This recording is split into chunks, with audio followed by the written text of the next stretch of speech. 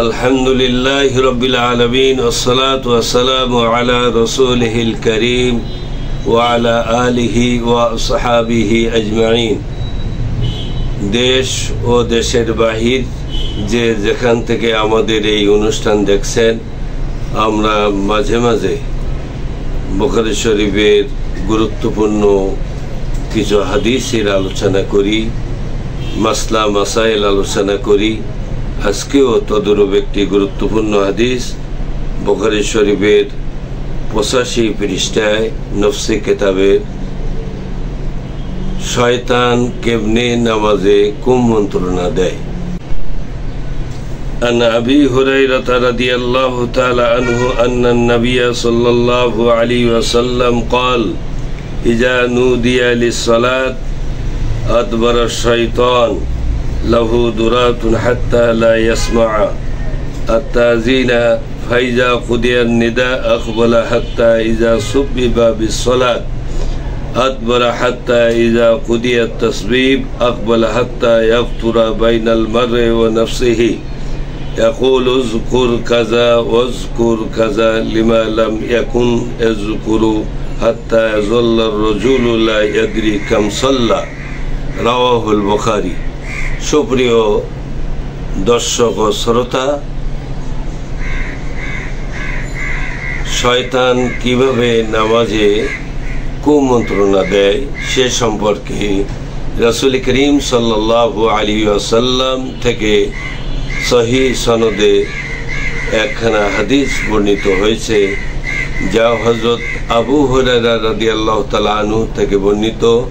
তিনি বলেন, রাসূল করিম সাল্লাল্লাহু আলাইহি ওয়াসাল্লাম বলেছেন, যখন নামাজের জন্য আজান দেওয়া হয় তখন শয়তান হাওয়া ছাড়তে ছাড়তে পলায়ন করতে থাকে, এই জন্য যে সে আজানের ধ্বনিগুলো যেন তার কানে না শোনে, এই জন্য দ্রুত বেগে সে পলায়ন করতে থাকে আজানের সময়, এবং আজান শেষ হলে সে আবার ফিরে আসে।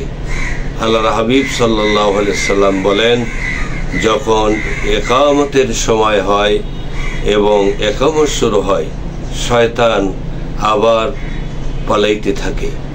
ইকামত শেষ হলে শয়তান আবার ফিরে আসে এবং নামাজীদের অন্তরে ওয়াসওয়াসা দিতে থাকে, কুমন্ত্রণা দিতে থাকে, এভাবে যে এটা স্মরণ করো, ওটা স্মরণ করো, বিস্তৃত জিনিসগুলোকে সে স্মরণ করেই দেয়। এক পর্যায়ে নামাজিওয়ালা সে কয় রাকাত নামাজ পড়েছে সে মনে করতে পারে না। তাই আসুন আমরা শয়তানের কুমন্ত্রণা থেকে বাঁচি। যখন আমরা উযু করব তখন সুন্দরভাবে পবিত্রতা অর্জন করব, যখন গোসল করব তখন সুন্দরভাবে সুন্নত তরিকায় গোসল করব, পাক ও পবিত্র অবস্থায় এবং সতর্কতার সাথে একমাত্র আল্লাহ তাআলার রাজি খুশির জন্য যখন আমরা আল্লাহু আকবার বলে নামাজে দাঁড়াবো, ইনশাআল্লাহ শয়তানের ওয়াসওয়াসা থেকে, কুমন্ত্রণা থেকে আমরা বেঁচে থাকব এবং আমাদের নামাজ সুন্দর হবে, নামাজে ভুল হওয়ার সম্ভাবনা থাকবে না।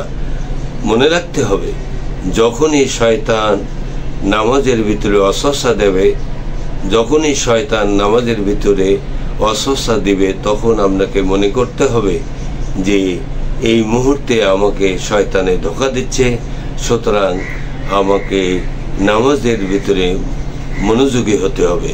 আল্লাহ তাআলা আমাদেরকে নামাজের ভিতরে মনোযোগী অবস্থায় নামাজ আদায় করার তৌফিক দান করুন।